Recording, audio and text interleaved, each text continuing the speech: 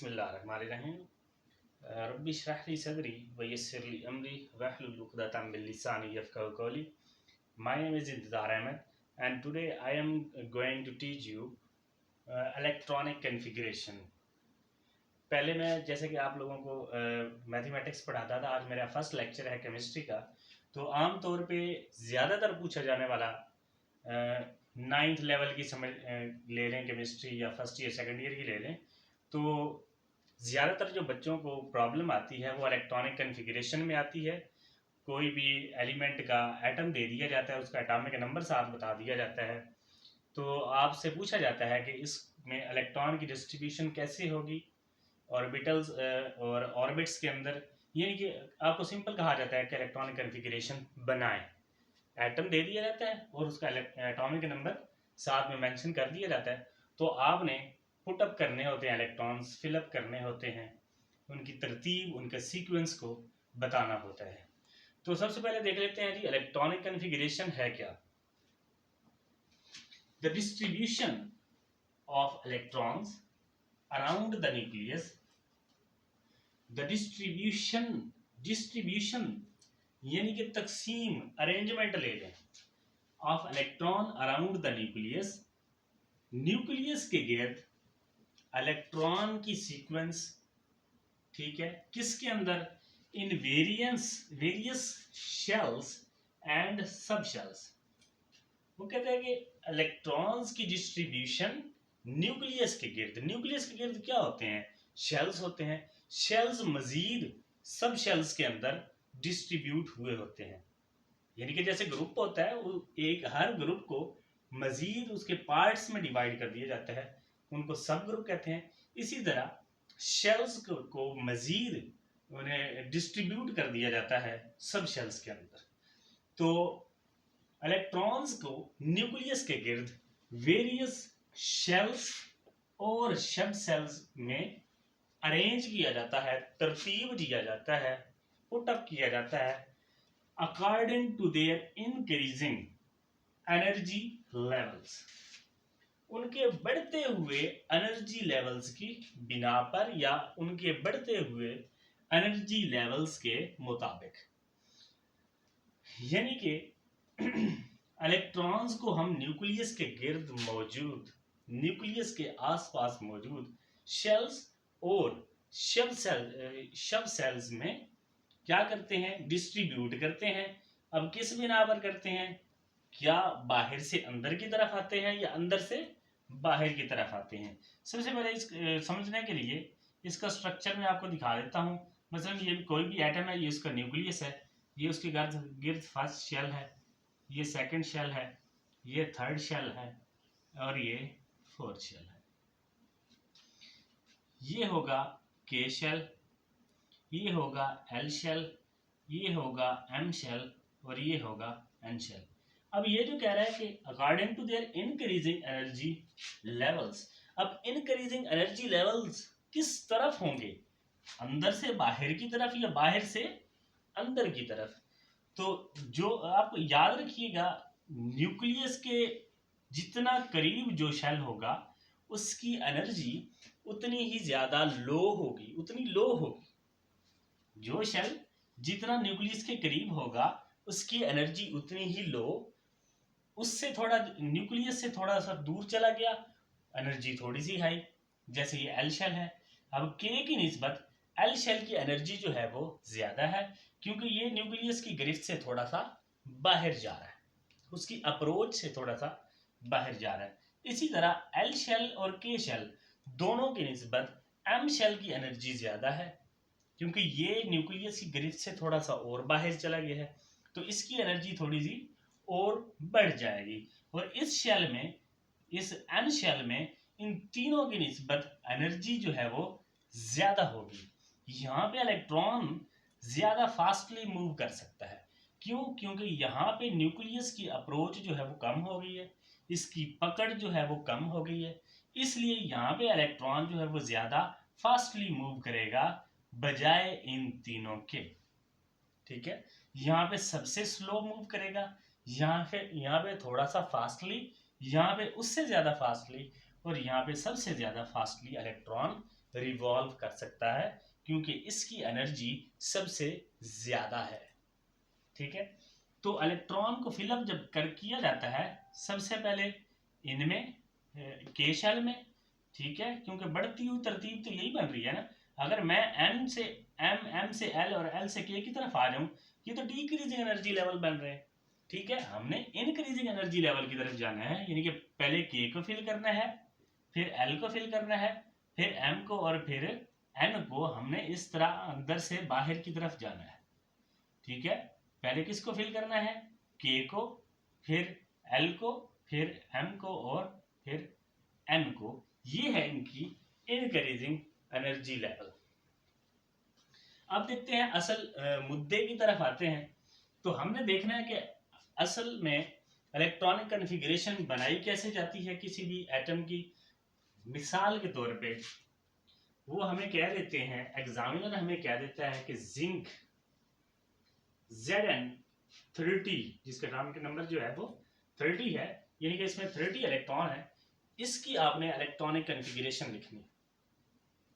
तो आप कैसे लिखेंगे, आपके पास आप जबानी रट्टा लगाएंगे, पहला एस में, फिर दूसरा 2s में, फिर तीसरा किस में आएगा, ये आपको ऐसे याद नहीं रहेगा। तो इसके लिए एक ट्रिक चाहिए होगा, जो ट्रिक अप्लाई करके आप इजीली इलेक्ट्रॉन फिलअप कर सकते हैं, पुटअप कर सकते हैं। ठीक है, अब वो ट्रिक सिखाने जा रहा हूं मैं। सबसे पहले ये याद रखिएगा कि एस में मैक्सिमम 2 इलेक्ट्रॉन आ सकते हैं, पी में मैक्सिमम 6 इलेक्ट्रॉन आ सकते हैं, डी में मैक्सिमम 14 इलेक्ट्रॉन आ सकते हैं, और एफ में डी में मैक्सिमम 10 इलेक्ट्रॉन आ सकते हैं, और एफ में मैक्सिमम 14 इलेक्ट्रॉन आ सकते हैं। एस में 2, पी में 6, डी में 10 और एफ में 14 इलेक्ट्रॉन आ सकते हैं।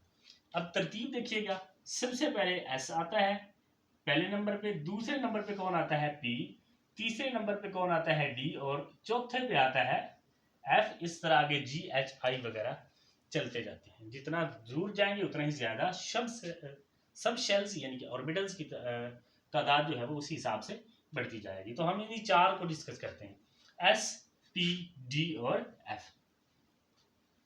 एस में मैक्सिमम 2, पी में मैक्सिमम 6, डी में 10 और एफ में 14। अब हम तरतीब बना लेते हैं। अब कैसे पता चलेगा कि पहला 1s में जाएगा, 2s में जाएगा, ये 2p में जाएगा, ये 3d में जाएगा, 4f में जाएगा, किस में जाएगा।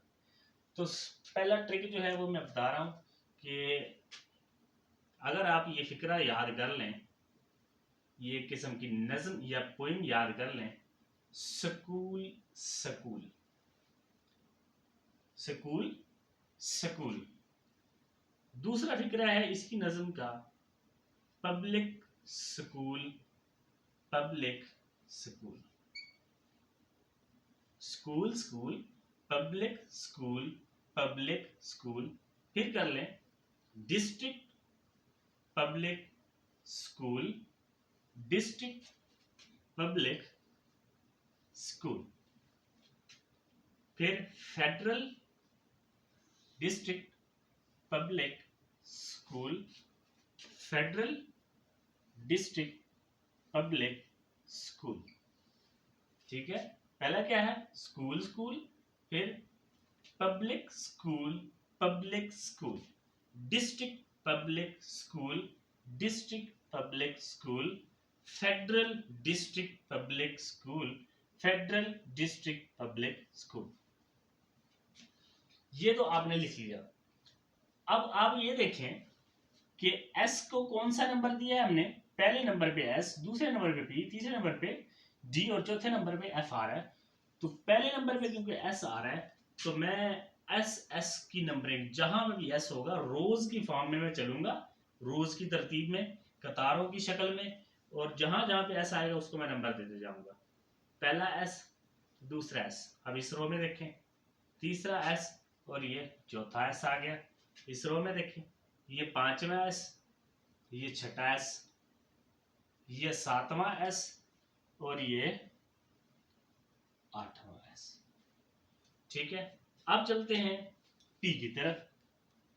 P 2 से स्टार्ट हो रहा है, ये ले, इस रो में तो P है कोई नहीं, 2 से स्टार्ट हो रहा है, 2P, ये 3P, ये 4P, ये 5P, ये 6P, ये 7P आ जाएगा। अब नेक्स्ट कौन सा है, D। D कहां से स्टार्ट हो रहा है, 3 से, तो D को पहले ढूंढें, थर्ड रो में आ रहा है, स्टार्ट कहां से हो रहा है, 3 से, 3D, ये 4D, 5D, 6D, यहीं तक काफी है। अब चलते हैं जी F पे। F इस रो में है ही नहीं, इसमें भी नहीं है, इसमें भी नहीं है, इसमें है। कहां से शुरू हो रहा है, 4 से, 4F, 5F, बस। अब देखें कि इलेक्ट्रॉन किस तरह फिल होंगे, पहले किस में जाएंगे, इसी तरतीब से चलना है हमने, जिस तरतीब में रो चलती है ना, उसी तरतीब में चलना है। 1s, 2s, 2s के बाद 2p, 2p के बाद 3s, उसके बाद 3p, उसके बाद 4s, 3d, 4p, 4s, 5s, 4d, 5p, 6s, 4f, इसी तरतीब में रो की फॉर्म में चलते जाएंगे। क्योंकि हमारे पास जिंक का एटॉमिक नंबर 30 है, तो हम जितने हमारे पास सब शेल या ऑर्बिटल हमें चाहिए होंगे इलेक्ट्रॉन 30 पूरे करने के लिए, उतने ही हम लिखेंगे। तो स्टार्ट करते हैं Zn 30 का, जिसका एटॉमिक नंबर 30 है। तो पहले शुरू करते हैं 1s से। 1s, s में मैक्सिमम कितने आ सकते हैं, 2। 1s के बाद क्या आएगा, 2s, 2s के बाद 2p, 2p के बाद 3s, 3s के बाद 3p, 3p के बाद 4s। पहले देख लेते हैं फिल करके, 2, इसमें भी 2 आ सकता है, इसमें 6 आ सकता है, इसमें 2, इसमें 6, इसमें 2, 2 और 2 4, 4 और 6 10, 10 और 10 20 हो गए। 4s के बाद 3d, 3d में कितने आ सकते हैं मैक्सिमम, 10। देखिए कहीं 30 पूरे तो नहीं हो गए, 2 2 4 4 प्लस 6 10, 10 और 10 हो गए 20, 20 और डी में 10 आ गए, तो ये बन गए 30। तो Zn 30 की इलेक्ट्रॉनिक कॉन्फ़िगरेशन यही बनेगी। अब आगे इसका ऑर्बिटल या सब ऑर्बिटल्स लिखने की ज़रूरत नहीं है, क्योंकि इसके इलेक्ट्रॉन यहीं पे पूरे हो गए, तो यही इसकी जिंक की इलेक्ट्रॉनिक कॉन्फ़िगरेशन होगी। एक और एग्जांपल ले लेते हैं, ये तो एग्जांपल नंबर 1 थी। जिंक की एग्जांपल नंबर 2 मसलन हम ले लेते हैं जी क्रिप्टॉन Kr, उसका एटॉमिक नंबर जो है वो 30 है, 36 है, ठीक है। इसके की इलेक्ट्रॉनिक कॉन्फ़िगरेशन कैसे लिखेंगे, ये अगर आपने बना ली है तो इसी तरतीब से पहला 1s2, दूसरे नंबर पे 2s2, तीसरे नंबर पे 2p आएगा, p में 6, फिर 3s आएगा, s में 2, फिर 3p आएगा, p में 6, फिर 4s आएगा, s में 2, 3d आएगा, 3d में कितने आएंगे 10, और फिर 4p आएगा, 4p, p में कितने आ सकते हैं 6। तो देखें 2 + 2 4, 4 + 6 10, 10 and 10 20, 20 10 30, 30 और 6 36 पूरे हो गए। तो क्रिप्टॉन की electronic configuration 1s2 2s2 2p6 3s2 3p6 4s2 3d10 और 4p6 हो गई। जी बच्चों, ये तो था तरीकाकार पहला, यानी कि आप ज़बानी याद कर लें, ये नज़्म, ये poem. School school, public school, public school, district public school, district public school, फिर federal district public school, federal district public school, ठीक है। फिर आप नंबरिंग देख लेंगे कि एस में मैक्सिमम 2, पी में 6, डी में 10 और एफ में 14 और पहले नंबर पे कौन सा ऑर्बिटल होता है एस, एस के बाद आता है जी पी, दूसरे नंबर पे, तीसरे नंबर पे डी और चौथे नंबर पे एफ आता है। क्योंकि पहले नंबर पे एस है तो हम एस से ही स्टार्ट करेंगे और पहली रो से ही स्टार्ट करेंगे। इसको पहला नंबर देंगे इस एस को, ये दूसरा, ये तीसरा एस, ये चौथा एस, ये पांचवा एस, ये छठा एस, ये सातवां एस और ये आठवां एस। उसके बाद पी की बारी है। पी कहाँ से स्टार्ट हो रहा है? टू से, तो यहाँ पे 2 लिखेंगे, ये 2p आ जाएगा। फिर और p ढूंढे, ये 2 था तो ये 3p, 3p के बाद ये 4p, 4p के बाद 5p, 5p के बाद 6p, 6p के बाद ये 7p। फिर देखें d की बारी, d में 3 आता है तो 3 नंबर पे, यहाँ पे तो d है नहीं, यहाँ पे भी नहीं है, तो यहाँ पे है 3d, 3d के बाद ये 4d आ गया, 4d के बाद 5d, 5d के बाद 6d आ गया। उसके बाद देखें जी f, f कहाँ से स्टार्ट हो रहा है? नंबर 4। ये f इस रो में भी नहीं है, इसमें भी नहीं है, इसमें भी नहीं है और ये इसमें है, तो ये 4f स्टार्ट 4 से हो रहा है, तो 4f 5f बस यहीं तक काफी है। तो इस तरतीब से आपने ये नंबर लगा देने हैं और इलेक्ट्रॉन कैसे फिलअप करते जाने रो की फॉर्म में। पहले इस 1s में आएगा, फिर 2s में, फिर 2p, 3s, फिर 3p, फिर 4s, फिर 3d, फिर 4p, फिर 5f, 5s, इस तरह इसी तरतीब से आप चलते जाएंगे। ख्याल रखिएगा कहीं आप एक्स्ट्रा ऑर्बिटल्स या उनके नंबर्स ना लिख लें।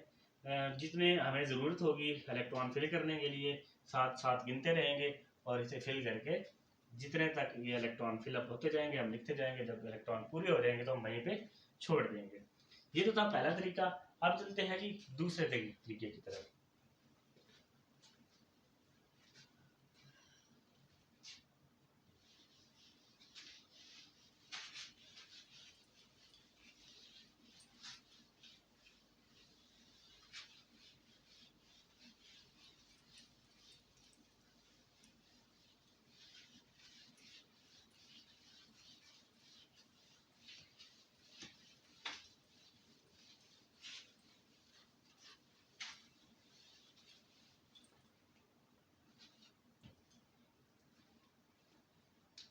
जी बच्चों, तो सेकंड तरीकाकार जो है, इसका सेकंड ट्रिक जो है इलेक्ट्रॉनिक कॉन्फ़िगरेशन का, वो भी देख लें। सबसे पहले आपने क्या करना है, एक दायरा लगाना है, ठीक है। उसके बाद दूसरी रो में 2 दायरे लगाने हैं। ख्याल करना है कि ये दायरे जो हैं इनका साइज एक जैसा हो, ठीक है, ताकि आप जो है डायगोनल ठीक से बना सकें। फिर तीसरी रो में 3 सर्कल लगा लें, चौथी रो में 4 सर्कल लगा लें, पांचवी रो में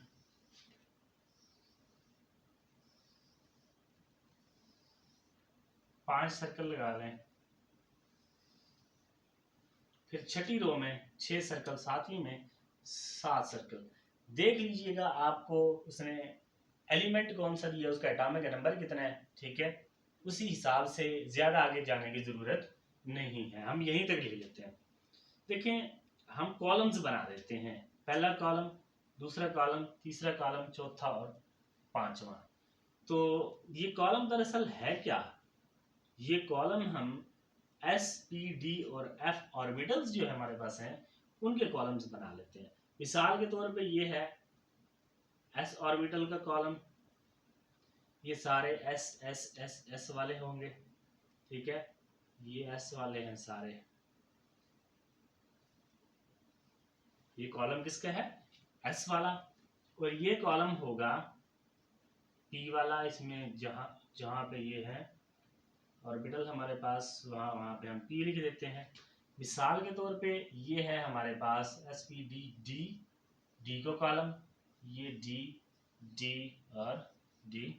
फिर आ जाते हैं जी F पे, ये F वाला कॉलम, F F और ये किसका, F के बाद क्या आता है जी G। ये मिसाल के तौर पे हम G वाला कॉलम बना देते हैं, ठीक है। ये तो हमने बनाए कॉलम्स, ठीक है, S P D और F वाले कॉलम्स बनाए हैं। इस तरह हमने रो का नंबर लिखना है। ये कौन सी रो है? पहली। ये कौन सी रो है? दूसरी। ये तीसरी कतार, ये चौथी कतार, ये पांचवी कतार। ठीक है, रो नंबर हम सब के साथ लगा देंगे। ये कौन सी रो है, कौन सी कतार है, पहली, इसमें एक ही था। ये कौन सी कतार है, दूसरी, ये भी दूसरी में है। ये कौन सी कतार में है, तीसरी, ये भी तीसरा, ये भी तीसरा, ये भी तीसरा। ये कौन सी कतार में है, ये चौथी में, ये भी चौथी, ये भी चौथी, ये भी चौथी कतार, और ये भी चौथी ही है।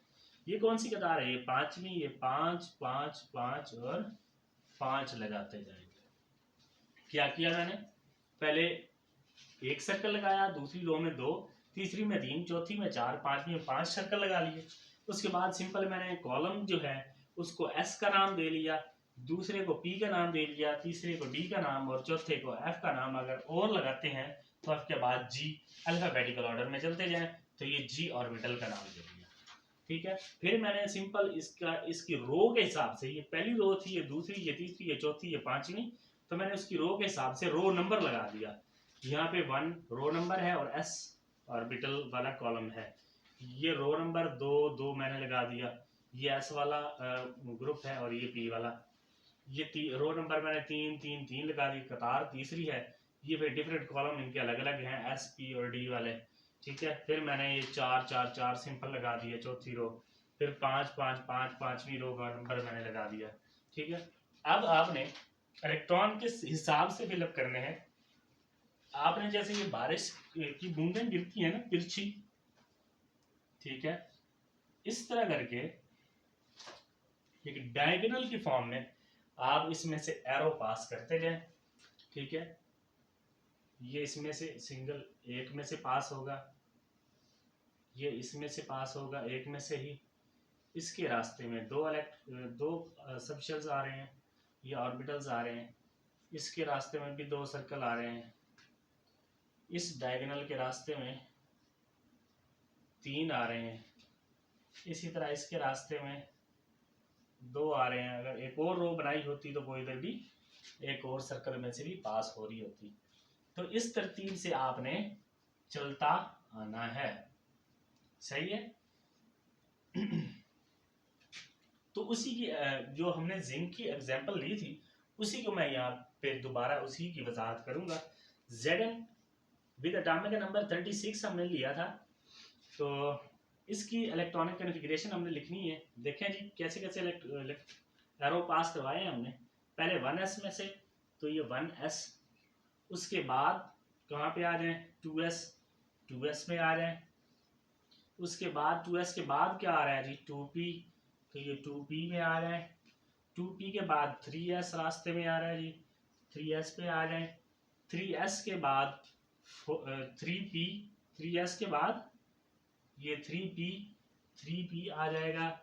उसके बाद क्या आ जाएगा, 3p के बाद 4s आ जाएगा। ये 4s आ गया। इलेक्ट्रॉन फिल करके देखते हैं। 2 और 2 4, 4 और 6 10, 10 और 2 12, 12 और 6 18, 18 और 2 20 हो गया। कहाँ पे पहुंचे हम, 4s, ये 4s पड़े। 4s के बाद क्या आ जाएगा, 3d आ जाएगा। ये 3d आ गया। 3d के बाद क्या आ जाएगा, 4p आ जाएगा। अच्छा 3d में आने कितने हैं, 10 आने हैं, क्योंकि ये सॉरी जिंक का मैंने 30 लिखना था, 36 लिख दिया। तो देखें 30 आई थिंक पूरे हो चुके हैं। 2 2 4 4 6 10 10 और 10 20 20 और 10 कितने हो गए, 30 पूरे हो गए हैं। तो जिंक का एटॉमिक नंबर 30 था, तो ये मैंने उसकी इलेक्ट्रॉनिक कॉन्फ़िगरेशन इस हिसाब से लिख दी है।